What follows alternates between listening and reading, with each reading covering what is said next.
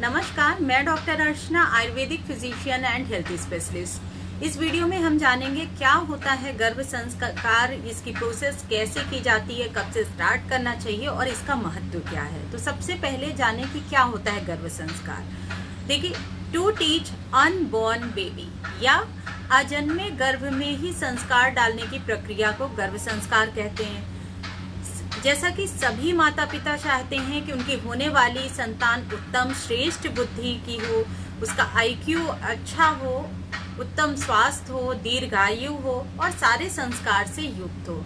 आजकल आप देखोगे कि जैसे सभी पेरेंट्स की कंप्लेन होती है कि बच्चा सुनता नहीं है, बहुत ज़्यादा जिद्दी है या बहुत ज़्यादा उसको गुस्सा आता है, उसका कंसंट्रेशन अच्छा नहीं है या जल्दी जल्दी बीमार होता है। तो अगर हम गर्भ के दौरान ही ध्यान देंगे कि जो बच्चा है उसमें अगर अच्छे संस्कार डाले जाएं, उसमें जो गर्भ संस्कार की प्रोसेस है वो सही ढंग से की जाए, तो जो होने वाला बच्चा है वो आपके जैसा आप चाहते हो वैसा हो।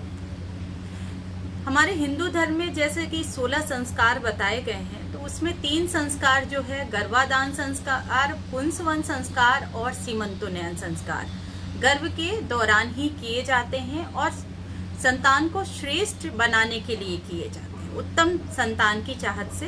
तो उत्तम संतान के लिए सबसे पहले जो प्रोसेस की जाती है वो है गर्भाधान की प्रक्रिया। गर्भाधान की प्रक्रिया गर्भ धारण करने के पहले माता पिता दोनों में ही की जाती है। उनके शरीर की शुद्धि कराई जाती है वमन विरेचन आदि क्रियाओं से। उसके बाद जो पुंसवन संस्कार है वो 2nd से 3rd मंथ में करवाया जाता है, जिसमें गर्भवती को तैयार किया जाता है मानसिक और शारीरिक रूप से उत्तम संतान पैदा करने के लिए। अच्छा, फिर सीमंतोन्नयन संस्कार जो है वो 8वें महीने में करवाया जाता है। कई जगहों पे आप देखते होंगे 8वें महीने में एक उत्सव जैसा मनाते हैं, वो कुछ ना थोड़ा बहुत इस प्रोसेस से रिलेटेड है, जिसमें कोशिश की जाती है कि गर्भवती उस चीज को सेलिब्रेट कर सके, उसको अच्छा लगे, आसपास का ऐसा माहौल बनाया जाता है। और 8वें महीने में क्योंकि गर्भ का जो मानसिक विकास है बहुत कुछ हो जाता है, तो उसकी बुद्धि विकसित करने के लिए प्रोसेस करवाई जाती है।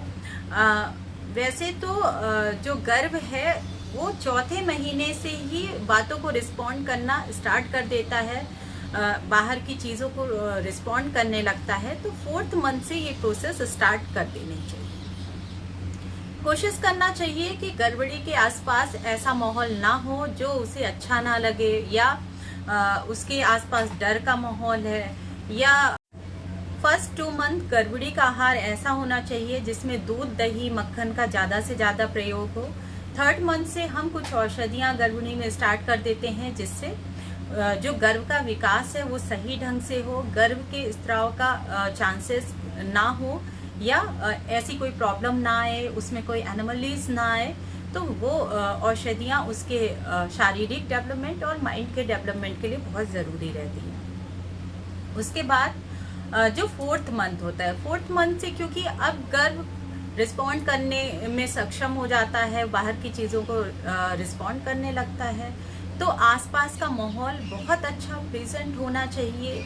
आप इंजॉय करिए, म्यूजिक सुनिए, मंत्र चैटिंग बहुत ज़रूरी है, क्योंकि हमारे इतिहास में बहुत से लोग जैसा जानते हैं कि इतिहास में कई ऐसे एग्जाम्पल हुए हैं कि गर्भ ने आदि शिक्षा अंदर ही ग्रहण कर ली है। जैसे अभिमन्यु का केस देखिए, अभिमन्यु ने जो चक्रवेधन की प्रक्रिया है वो गर्भ के दौरान ही उसने सीख ली थी।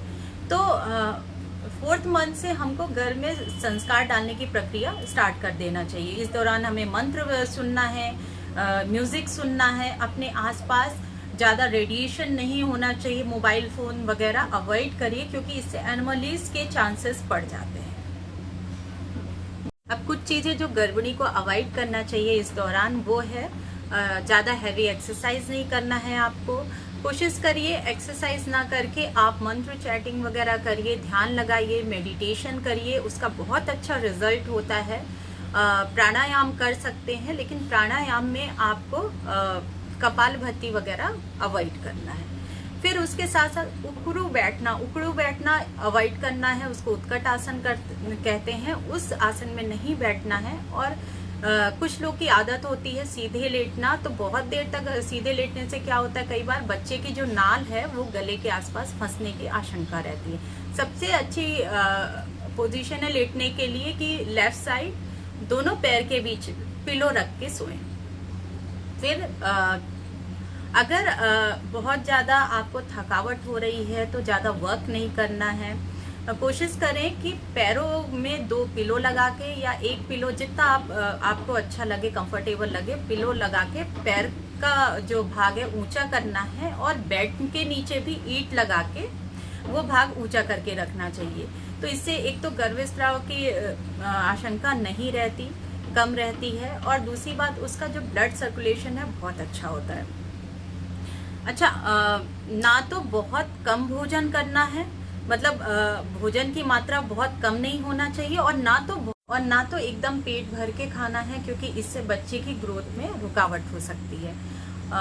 तो कोशिश करिए कि हर 4 घंटे में कुछ ना कुछ खाते रहना है, और कोशिश करिए कि अपना भोजन लोहे की कढ़ाई में पकाएं। उससे क्या है कि आपके बॉडी में नेचुरल आयरन जाएगा।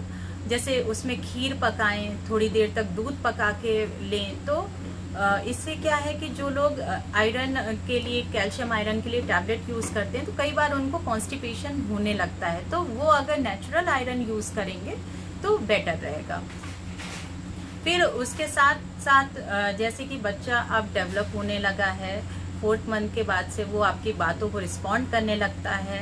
8th मंथ तक तो ऐसा हो जाता है कि वो जैसा आप इंजॉय करोगे उसको फील होगा। आप उससे बातें करिए, पैम्पर करिए उसको, मंत्र सुनाइए, म्यूजिक सुनिए, तो वो वैसा ही फील करेगा। उसके माइंड का डेवलपमेंट बहुत कुछ हद तक 8वें महीने में हो जाता है। तो उस टाइम में 8 से 9वें महीने का जो टाइम होता है, आप जो चाहे बच्चे को सिखा सकते हैं उस समय। कई बार तो उस समय तक बच्चा तैयार हो जाता है। कई लैंग्वेज अगर आप चाहें तो 9वें महीने तक बच्चे को सिखा सकते हैं, वो कैच करने लगता है। तो ये सारे संस्कार हैं कि जो आपको बताए जाते हैं, और आप चाहते हैं कि ऑनलाइन गर्भ संस्कार की प्रोसेस करवाई जाती है, जिसमें ये औषधि वगैरह सारा कुछ हम प्रोवाइड करते हैं। पूरे 9 महीने संस्कार करवाते हैं। जो भी माता पिता इच्छुक हैं वो हमसे कांटेक्ट कर सकते हैं और किसी भी ट्रीटमेंट के साथ ये करवाएं।